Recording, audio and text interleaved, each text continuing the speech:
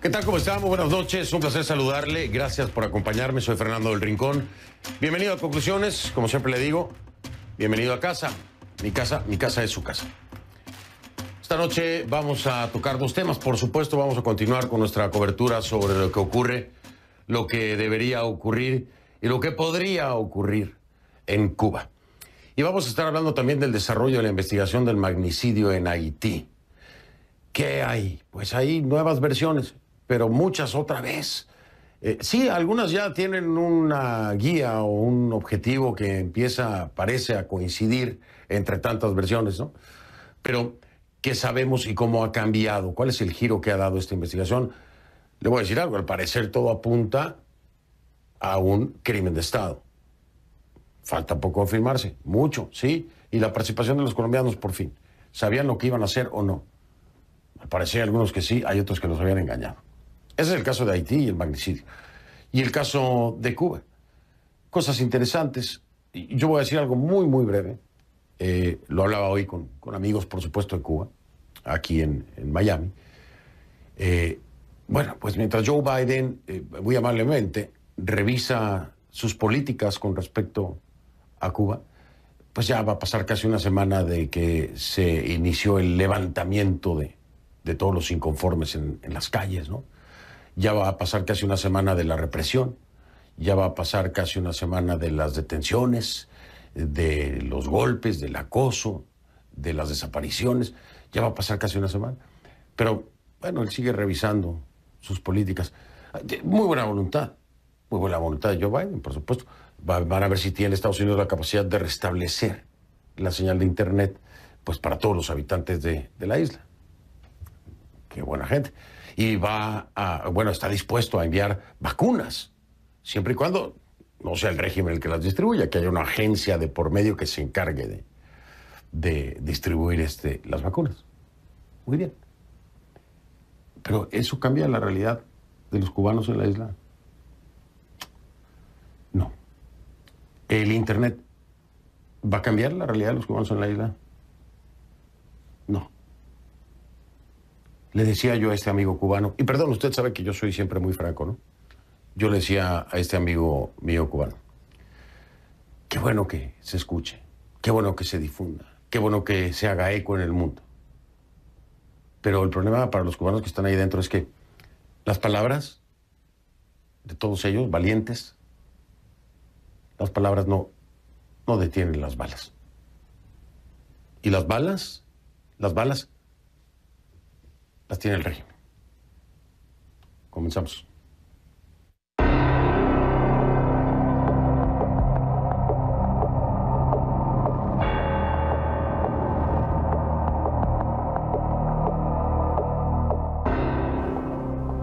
Le pido que a partir de ese momento me acompañe utilizando la etiqueta Conclu Cuba Represión. El hashtag es Conclu Cuba Represión. Sus comentarios, por favor, a mi cuenta en Twitter, @soyfdelrincón, @soyfdelrincón. Conclu Cuba Represión, esa es la etiqueta. ¿Cuál es el titular más importante para el Granma el día de hoy? El Granma, el periódico, si le puedo llamar así, oficial allá en la isla, ¿no? El titular es: hacemos un llamado a que el odio no se apropie del alma cubana, que es de bondad. El grado de cinismo, ¿no? El grado de cinismo de Miguel Díaz-Canel para el pueblo cubano. Que el odio no se apropie del alma cubana, que es bondad. Bueno, pues yo creo que del alma de los cubanos, pues no. De la suya sí, Díaz-Canel, ¿eh? De la suya seguramente sí se ha apropiado el odio contra su propio pueblo, por lo que hemos visto, lo que ha hecho en las calles con la gente. Pero bueno, ese es el titular del Granma, que le sale el tiro por la culata, ¿no? Obviamente. Porque pues el primero que perdió ahí en ese titular fue Díaz-Canel. Y es que, ¿por qué le digo esto? Bueno, imágenes como las que le estoy mostrando ahora hacen titular, pero pues no, hay otras que no hacen titular. Recorren el mundo, desmontan ese discurso oficial de paz y bondad, imágenes de violencia y crueldad como las que tiene usted en pantalla. Maribel Vázquez denunció en un video que se ha hecho viral que las fuerzas de seguridad del régimen le dispararon a su marido, Daniel Cárdenas Díaz, adentro de su casa y se lo llevaron por la fuerza. Los hechos habrían ocurrido en la ciudad de Cárdenas, provincia de Matanzas. Le dejo el sonido ambiente, ponga atención.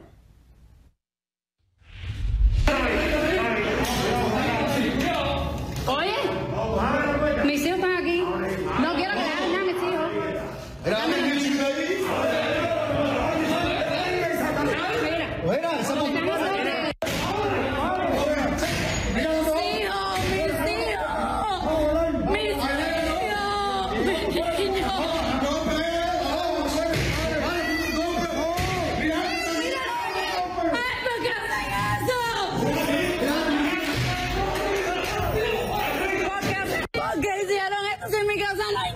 Revisaron todo. En mi casa no hay nada. Mira lo que le han hecho a mi marido. Mira, se lo llevaron todas las urnas rojas. Acabaron con mi casa.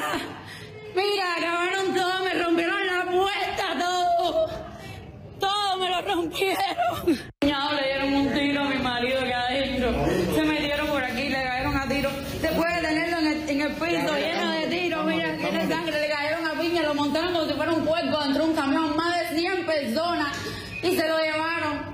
Aquí en la sala, mira, aquí. No lo pude ver.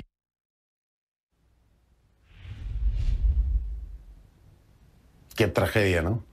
Qué horror, qué pesadilla eso. Qué pesadilla. Y de ahí es que le comento lo que decía al principio y lo que le decía a mi amigo cubano. Es que las palabras no detienen las balas. Y las balas las tiene el régimen de Díaz-Canel, que efectivamente, como lo puede ver, está lleno de odio. Lleno de odio. Quiero hacer una aclaración sobre este video. CNN no ha podido identificar quién ni cómo editó el video. Y tampoco hemos podido obtener testimonios sobre lo que ocurrió antes o después de la grabación. ¿Por qué? Pues porque no hay apertura.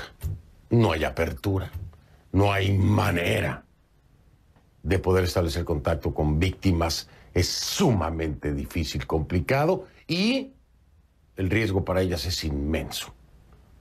Hemos intentado sin éxito contactar a Marbeli, también obviamente con las autoridades cubanas, que mucho menos nos responden. Pero ahí está el testimonio, ¿no? Este miércoles la televisora estatal, Canal Caribe, dedicó un segmento a rebatir publicaciones en redes sociales sobre Cárdenas. La cadena pone en duda que las cosas hayan sucedido como indica el video.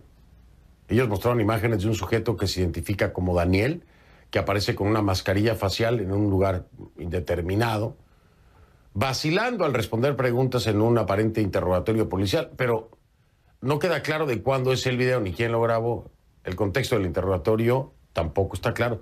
O si se trata de la misma persona. Es la fábrica de mentiras que le decía yo ayer, mi editorial, que ahí está en mi cuenta de Instagram y en mi cuenta de Twitter, por si lo quiere verificar. La fábrica de mentiras, ¿no? La fábrica de mentiras del régimen. Pero vamos a regresar al Grana. Otro titular de Grana.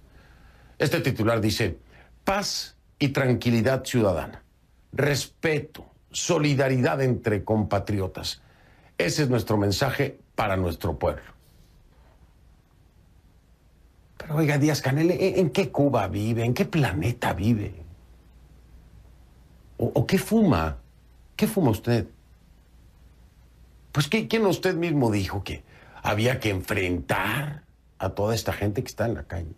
¿Quién no son sus fuerzas de seguridad las que reprimen? ¿Las que tienen balas? ¿Qué no es su régimen el que corta la internet para que no se divulgue lo que está pasando? ¿Por qué mienten así? ¿Por qué es tan cínico Díaz-Canel? La Cuba que estamos viendo no tiene nada que ver con la que usted pretende venderle al mundo, hombre. Es absurdo, es infantil Díaz-Canel. ¿Cuántos años tiene usted ya? ¿Cuántos años tiene Díaz-Canel?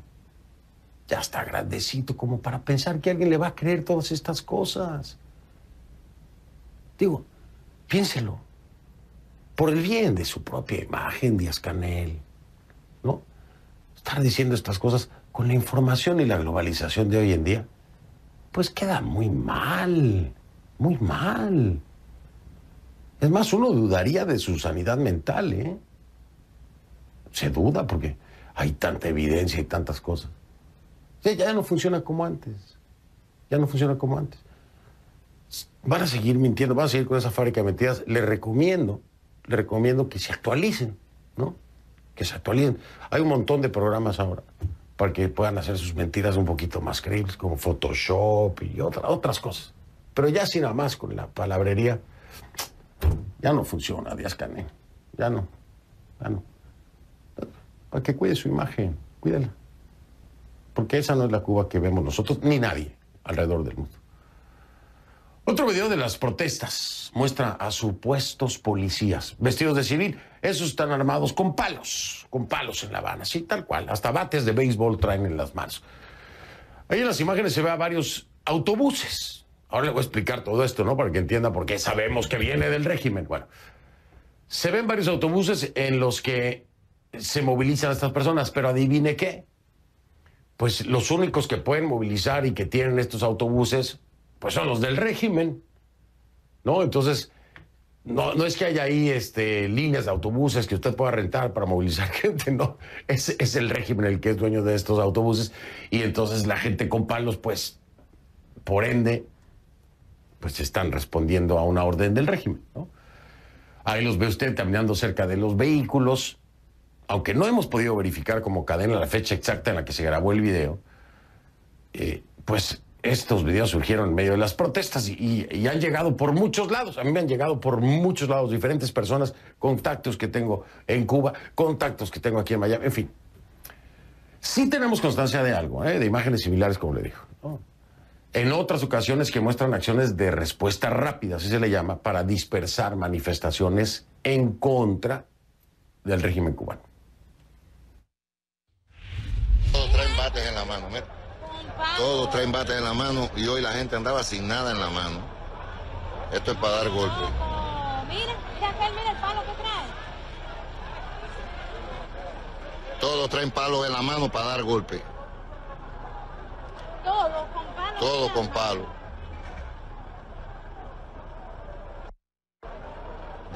Mira la cantidad de bates que traen.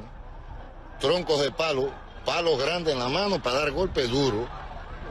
Esto sí, para que después dicen que es el pueblo, lo trajeron en guagua. Lo trajeron en guagua a dar golpe. Después dicen es el pueblo que estaba dando golpe. Bueno, pues ahí está otra de las realidades que ignora Díaz-Canel. No la ignora, hombre.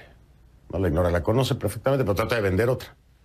Pero ya le digo a Díaz-Canel, no, nadie le va a creer esto, ahí están las evidencias. En fin, vamos a otro ámbito del tema Cuba. Julie Chong, que es la secretaria de Estado adjunta interina para asuntos del hemisferio occidental de Estados Unidos, denunció este miércoles en un mensaje por Twitter.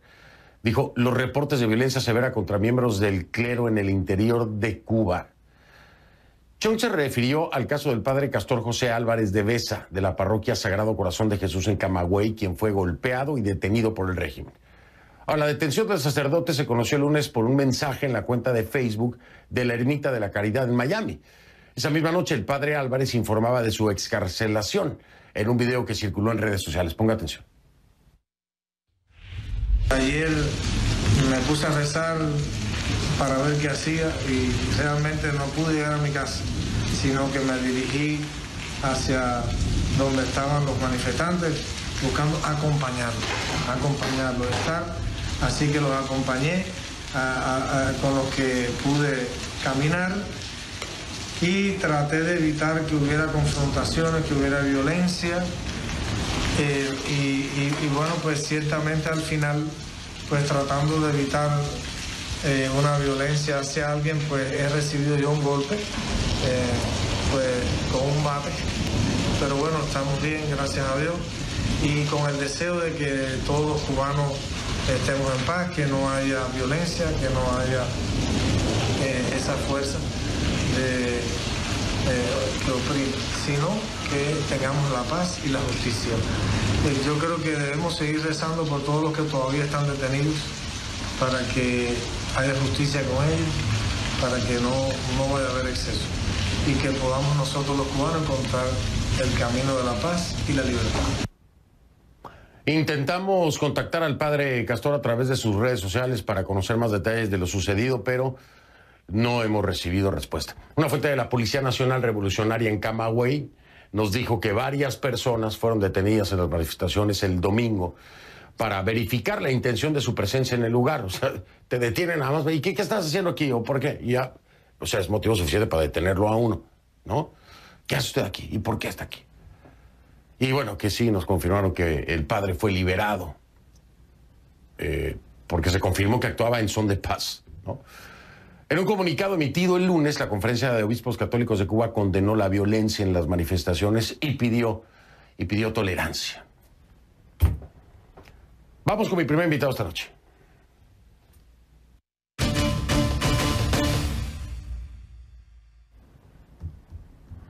Le doy la bienvenida, como siempre, a José Miguel Vivanco, director ejecutivo de Human Rights Watch para las Américas, que me acompaña. José Miguel, bienvenido.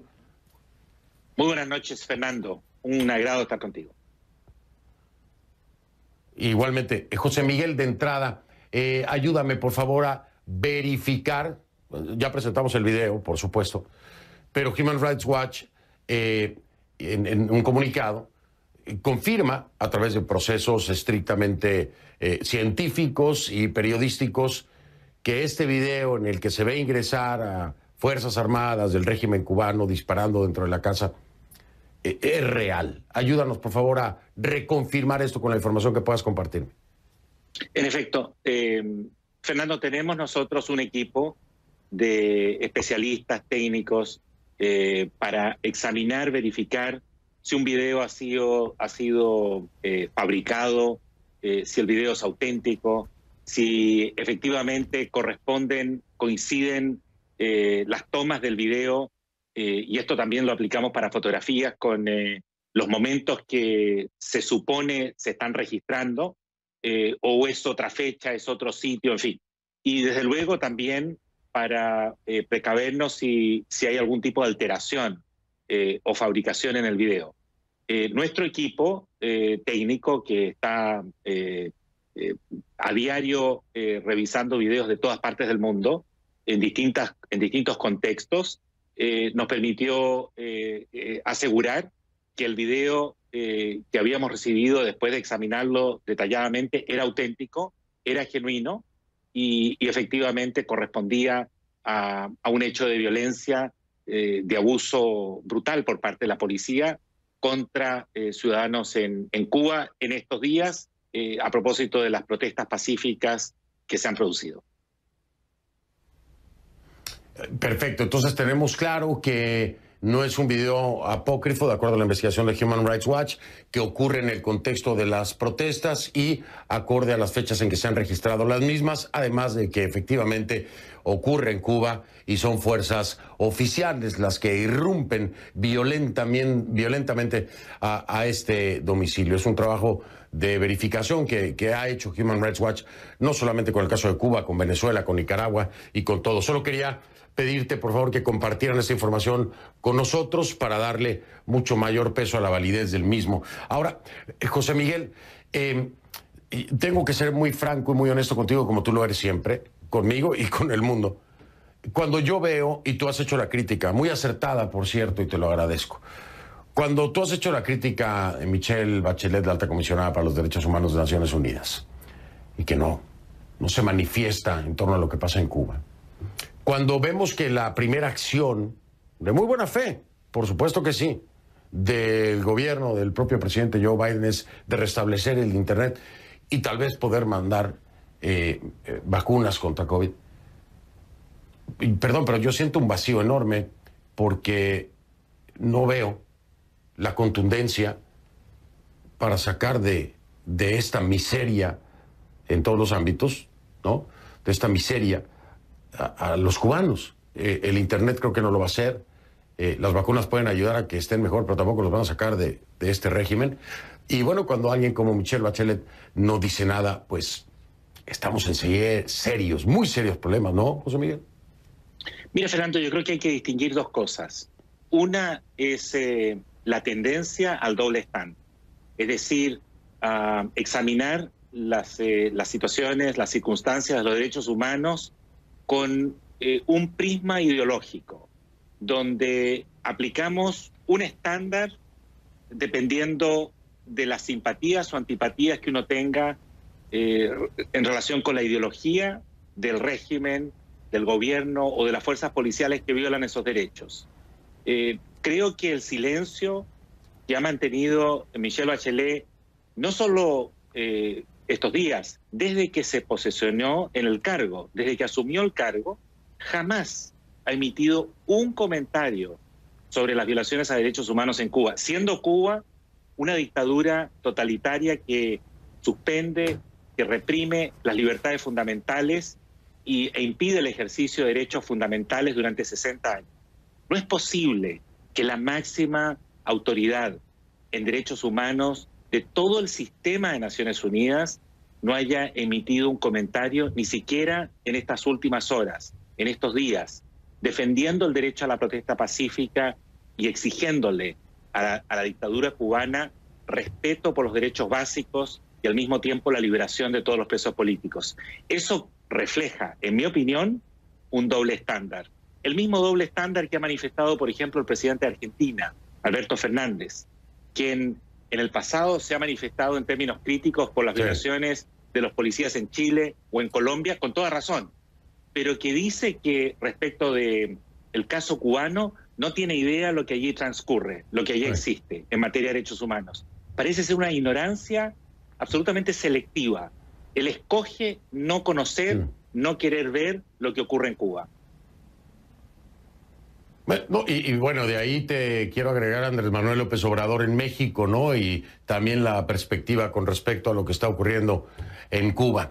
Voy a marcar una pausa, José Miguel. Seguimos charlando, si te parece, después de la pausa. Ya regreso. Es José Miguel Vivanco, director ejecutivo de Human Rights Watch para las Américas. Y le recuerdo que más adelante en este mismo programa, el magnicidio en Haití. ¿Quién dio la orden? ¿Ya lo tenemos claro o no? Hay muchos más detalles en la trama sobre el asesinato del presidente Jovenel Moïse. Ya veremos. Cuba, desafortunadamente, es un estado fallido y reprime a sus ciudadanos. Hay una gran cantidad de cosas que consideraría para ayudar al pueblo de Cuba, pero requeriría otras circunstancias o la garantía de que el gobierno no se aprovechará de ello. Por ejemplo, la capacidad de enviar remesas de nuevo a Cuba. No haría eso ahora porque el hecho es que hay una gran posibilidad de que el régimen confiscaría esas remesas o gran parte de ellas. Es muy difícil entender, José Miguel, y estamos de vuelta, es muy difícil entender qué salvación pueden tener los cubanos en la isla cuando escuchas bueno, primero, no escuchas a Michelle Bachelet, escuchas a Alberto Fernández, escuchas a Andrés Manuel López Obrador en México, no escuchas tampoco al Papa, y la primera reacción del presidente Biden es restablecer el Internet, pensar en mandar vacunas, cuando los están golpeando, apaleando, matando, encarcelando. José Miguel, ¿esa es la comunidad internacional? ¿Es la esperanza que tienen los cubanos en la comunidad internacional cuando faltan estas voces y las que escuchamos? Pues bueno, ¿qué te puedo decir? Tú mismo lo has mencionado. Fernando, ciertamente que la respuesta ha sido muy pobre, muy pobre. En eso coincido plenamente. Y ha estado plagada de doble rasero.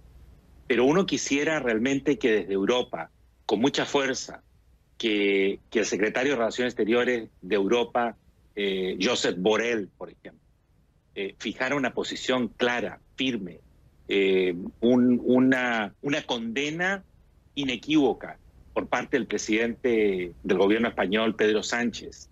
Sin embargo, le sacan el quite al asunto, y creo que en gran medida porque el tema está fuertemente politizado, y por eso se hace difícil construir una presión global. Mira, piensa, por ejemplo, en el secretario general de Naciones Unidas, Guterres, ni una palabra, ni una referencia, ¿no? Entonces, en esas circunstancias, la verdad es que construir un consenso, una posición unánime de rechazo y condena no es fácil. De cualquier manera, te advierto que el Internet es fundamental, es absolutamente fundamental, porque precisamente son las redes sociales las que han permitido a la gente coordinarse, comunicarse, visibilizar y denunciar. Ese video, por ejemplo, que nosotros autenticamos, no lo habríamos podido hacer si no hubiera sido gracias a las redes sociales. Y lo que hace la dictadura es cortarles a todo el Internet o cortarlo selectivamente. Sí, y entiendo lo que me dices, por supuesto, pero vamos yendo al fondo, tú ves estas imágenes del video que estamos hablando, son dramáticas, son trágicas, son de una impotencia, ¿no? De no poder hacer nada por estas personas. Claro, se difunden y se dan a conocer, bueno, sí, es cierto, pero entonces, en mi cabeza, la gran contradicción es, el Internet nos ayudó a conocer todo esto, y perdón, pero es que si digo la palabra no sé si me meto en un problema. Pero ¿de qué demonios sirvió? Sí. Cuando lo que tú lo mencionabas, o sea, un Papa no dijo nada, un Antonio Guterres no dijo nada, una Michelle Bachelet no dijo nada. Entonces digo, bueno, ¿cuánto está sirviendo? Y esta es la pregunta clave que te voy a hacer, que me hacían hoy, y yo le respondía, me decían, es que lo vamos a lograr, ya nos levantamos, estamos diciéndolo, nos está escuchando el mundo. Le digo, sí, hermano, sí, pero las palabras no detienen las balas. Y las balas las tiene el régimen, José Miguel. Y ese video da cuenta exactamente de esa realidad. Y sin estos apoyos internacionales, no hay Internet que valga. Y no hay difusión que valga. ¿O qué piensas? Pero Fernando, la diplomacia tiene límites. Tienes techos hasta donde puedes llegar con un trabajo diplomático en serio. Pero aún así vale la pena intentarlo. Pero para eso tenemos que estar todos de acuerdo. Si la comunidad internacional está dividida y algunos de los principales actores prefieren hacer la vista gorda, se hace realmente muy complejo, muy difícil. Sí, mínimamente hay que estar en condiciones de construir esos consensos. Estamos hablando de Cuba. Una situación similar uno la puede extrapolar al caso de Nicaragua, ¿no? ¿Qué podemos hacer, por ejemplo, por Cristiana Chamorro? ¿Qué podemos hacer por Arturo Cruz, por Juan Sebastián Chamorro, por Maradiaga, por todos esos que están arbitrariamente, simplemente secuestrados por el régimen? ¿Qué podemos hacer en Venezuela? Son países que se cierran, que usan el poder de una manera brutal y que les importa poco las consecuencias internacionales que existan. ¿Y qué podemos hacer? Lo que hacen ustedes, José Miguel, lo que hacemos aquí como periodistas, pero que finalmente estos muros diplomáticos, estos intereses diplomáticos, políticos, económicos, detienen y pisotean el trabajo humanitario, la denuncia de violación de derechos humanos. Es una vergüenza. Yo lo voy a decir para que no se mete en problemas José Miguel Vivanco. Antonio Guterres es una vergüenza que no haya dicho nada. Bachelet es una vergüenza. El Papa Francisco es una vergüenza. Los tres es una vergüenza que no hayan podido siquiera decir algo diplomático, pero algo.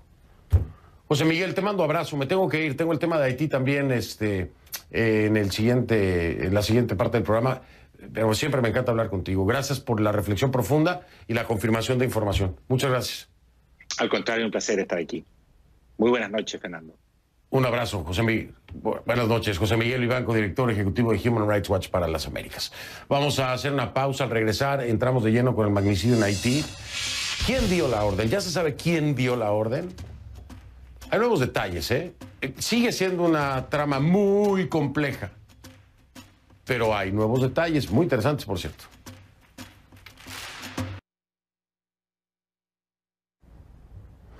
El presidente de Haití, Jovenel Moïse, fue asesinado el 7 de julio. 8 días después hay muchas dudas todavía en torno al magnicidio. ¿Qué es lo último que sabemos? Ahí le van los datos. Hay al menos 39 personas implicadas, entre ellos 3 ciudadanos haitianos nacionalizados estadounidenses, identificados como James Solage, Joseph Vincent y Cristian Emmanuel Sanon. A este último, Cristian Emmanuel Sanon, la policía haitiana lo acusa de planear el asesinato para tomar la presidencia. Él negó la acusación de acuerdo con una fuente familiarizada con la investigación. También hay, como usted sabe, 26 colombianos implicados, varios de ellos exmilitares, miembros de las Fuerzas Armadas, ¿no? 3 murieron en enfrentamientos con la policía de Haití. Hay 18 que están detenidos y 3 en busca y captura. Según la policía de Colombia, los colombianos, valga la redundancia, fueron contratados a través de la empresa de seguridad CTU Security, con sede en la Florida y propiedad de un ciudadano venezolano. La misión inicial consistía presuntamente en detener al presidente Moïse y entregárselo a las autoridades estadounidenses, concretamente a la DEA. De hecho, sabemos que varios de los detenidos trabajaban como informantes de la DEA y el FBI. Sin embargo, la policía colombiana aclaró que en este punto de la investigación no hay indicios de la participación directa de la DEA en la operación. Ahora, CNN contactó a la DEA para tener su versión, pero una portavoz de la administración rechazó hacer comentarios, no quiso hablar. La operación tomó un rumbo durante el 7 de julio, cuando los colombianos se dividieron en 2 grupos. 7 hombres entraron en la residencia del presidente y el resto se quedó en el exterior en los vehículos para apoyar la operación. El objetivo de los que entraron era presuntamente neutralizar a la seguridad presidencial y detener al presidente Moïse. Pero bueno, entonces, ¿qué pasó? ¿Por qué la operación terminó en un magnicidio? ¿Por qué asesinaron al mandatario si lo iban a detener? No hay respuesta todavía, ¿no? Ahora, el presidente Iván Duque, ¿qué dijo? Dio nuevas pistas al respecto este jueves. Según Duque, entre los colombianos estaban los que conocían el fin último de la operación y, por otro lado, los que fueron, en cierto modo, engañados o utilizados. Escucha. En este momento tenemos que partir de 2 realidades. Dentro del grupo de colombianos que han sido capturados y algunos que fueron dados de baja en tiroteos con las autoridades de Haití, existen personas que por todo lo que se ha ido conociendo tenían conocimiento de ese magnicidio que se iba a perpetrar. Por otro lado, parece que dentro del grupo había personas que habían recibido instrucciones distintas. Pero seamos también absolutamente francos. Independientemente del nivel de conocimiento que se tuviera, lo que queda en evidencia es que hay una participación de todo ese grupo en ese magnicidio. Ahora, el presidente Duque apunta que se trataría de una trama mucho mayor de lo que parece. Imagínense, si ya es grande, mucho mayor de lo que parece, en la que las que son como principales preguntas, ¿no?, por decirlo así, siguen sin respuesta. A ver, una de ellas, ¿quién presionó para cambiar el resultado de la operación? Si es que el resultado final no era el asesinato, ¿quién presionó entonces para que cambiara el final? ¿Quién ordenó la muerte o el asesinato de Moïse? ¿Quién estaba a cargo de proteger al presidente y dónde estaba en ese momento? Porque no hay bajas dentro de la seguridad presidencial. Estas preguntas, por supuesto, también se están investigando. Dimitri Gerard, que es el jefe de seguridad de la casa del presidente, está bajo custodia policial. Gerard viajó a Ecuador pasando por Bogotá a finales de mayo. Y se investiga si en el tiempo que estuvo en Bogotá, allá en Colombia, se reunió con algunos de los colombianos implicados en el crimen. Ahora, mientras las respuestas llegan, Haití sigue sumido en un caos político en el que múltiples figuras compiten por dirigir el país sin que se sepa aún quién dio la orden de matar al presidente. Vamos a hablar más de esto con mi invitado cuando vuelva de la pausa. Es Luis Alberto Villamarín Pulido, teniente coronel de la Reserva Activa del Ejército Colombiano. Regreso con él. Le doy la bienvenida a Luis Alberto Villamarín Pulido, teniente coronel de la Reserva Activa del Ejército Colombiano con 25 años de experiencia militar, escritor. ¿Cómo está, teniente coronel? Bienvenido, gracias. Muy amable por la invitación, Fernando, y como siempre, muy satisfecho de estar en CNN. Al contrario, satisfecho yo de que siempre acepte mis invitaciones. Oiga, teniente coronel, dígame algo. ¿Qué rescata ya como, vaya, yo sé que no está confirmado nada oficialmente, pero desde su perspectiva, ¿qué rescata ya como un hecho de la nueva información que se ha generado en torno a los colombianos? ¿Qué daría usted ya prácticamente por sentado? ¿Engañaron a unos, otros sabían a lo que iban? ¿Por dónde ve usted que van las cosas? Pues como le planteé en la primera reunión, Fernando, por la forma, insisto, que el narcotráfico está detrás de esto y que aquí hay intereses de países que tienen grupos de inteligencia muy dedicados a este tipo de actividades de sabotaje e inmersiones, tales como Cuba, Venezuela e inclusive Rusia. Es una probabilidad muy grande que a estas personas que participaron, sí, efectivamente.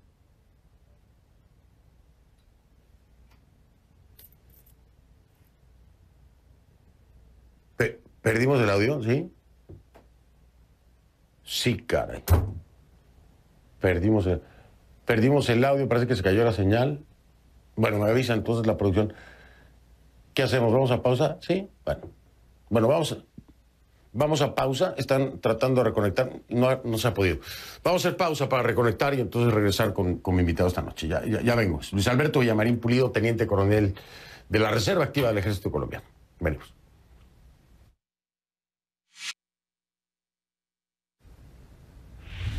Ya tengo afortunadamente de vuelta al teniente coronel Luis Alberto Villamarín Pulido, que me estaba respondiendo, que da ya prácticamente por sentado con la nueva información que tenemos. Así que, teniente coronel, adelante, por favor, lo escucho en la explicación que me daba. Sí, le decía a Fernando que aquí parece ser que hay involucrados servicios de inteligencia de países como Cuba, Venezuela o la misma Rusia, habida cuenta la forma como se produjo, y que parecería ser que a unos los utilizaron y que finalmente lo que pretendían era demostrar que la autoría intelectual era de los colombianos cuando tendría otro interés. Eso podría ser una cosa. Y desde luego, los más interesados en que esto ocurriera en Haití, pues serían los carteles del narcotráfico.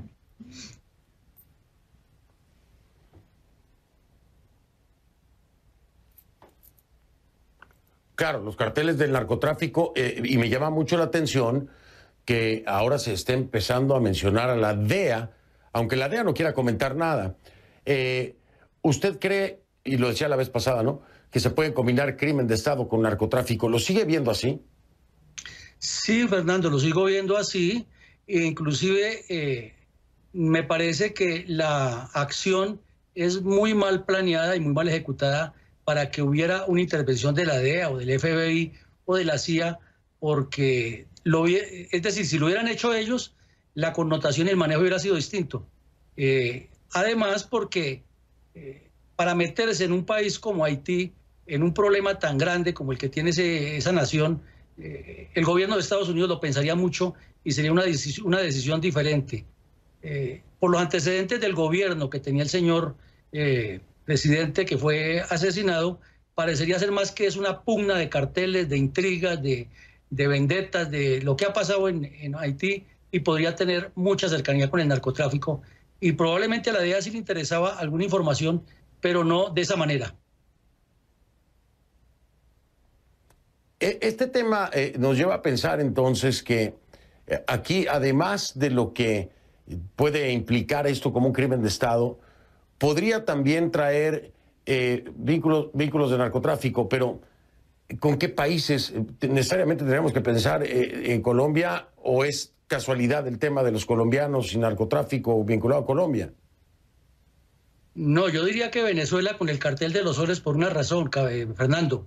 Cuando estaba Chávez en el gobierno, hizo todo el tema de Petrocaribe y la alianza con la que él compraba conciencias, y a Haití le coincidieron dos tragedias muy fuertes, que fue la del terremoto y la de la pandemia fuerte del cólera que hubo.